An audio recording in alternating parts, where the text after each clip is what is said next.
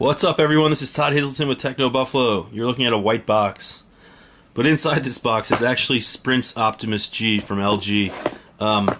Yeah, I guess they sent me this because they didn't have the final packaging ready yet.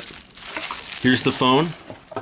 Very similar to AT&T's model, which I just filmed, so you should see it on our channel, but I'll get it right here.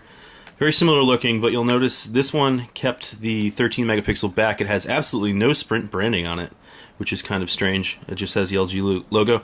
And then if you look closely, you can see the camera sort of pops out a little bit. It's not flush with the surface as it is on AT&T's model. In any case, through the box, and I don't think this is final packaging. There's no documents or anything. You just get the charging cables. You get that's it. So let's boot up the phone and I'll show you some more features. Okay, while it's booting, volume controls on the left-hand side of the device, 3.5mm headphone jack up top, power button on the right, oop, that's loud, micro USB charging on the bottom. Another difference, again, with the AT&T version is this comes with storage, but AT&T's has a removable micro SD card slot on the left-hand side of the device. Sprint's does not. Here we are, we're looking at it. It's very similar to AT&T's otherwise. It's got some bloatware, they all do. Moving around, very quick. This is, again, a quad-core processor. It's clocked at 1.5 gigahertz, I believe. It's Qualcomm Snapdragon S4 Pro.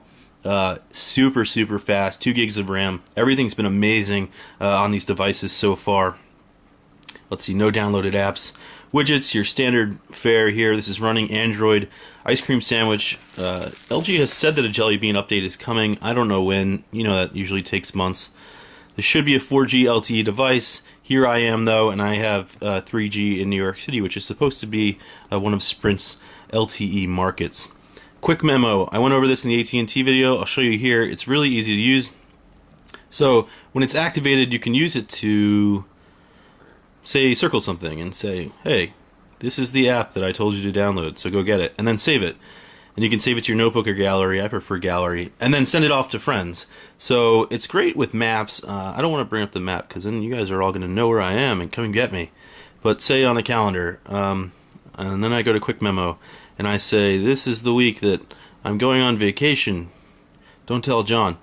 Saving it to the gallery. Done. So it's really, really quick and easy to use. You don't get the S Pen or whatever from Samsung, but your finger works really well. It's great for notes like that. Let's see what else. In the videos section, and I don't think this has any videos preloaded on it, you can actually play them. No, we don't. You can play them over anything you're doing. So you can change the opacity and write an email and sort of have the video up top, clear or fully viewable. It also has great DLNA, so you can share the video to your DLNA-enabled TV or your Xbox or anything like that. Excuse me, I'm getting over being sick. Let's see. Settings. Different settings menu here than on the AT&T version. This is sort of typical. Wireless networks immediately right there. You can go to more. NFC, you've got it all. You can change the lock screen just a bit.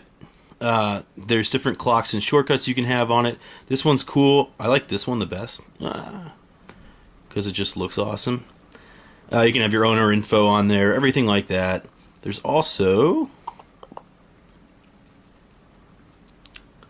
quad-core control. I showed this in the AT&T demo too. So if you want to save battery life, you don't need all 4 cores going at the same time, right? So you can hit eco mode, and then they only operate when they need to. So I would recommend using that. Another thing in settings I wanted to go over, the display. I've noticed this on both versions so far. When you try to change the brightness, there it is.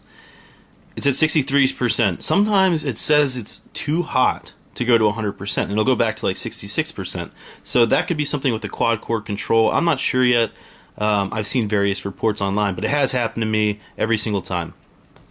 In any case, that is a quick look here at the Optimus G for Sprint. It's coming soon. This is Todd Hazelton with TechnoBuffalo.com.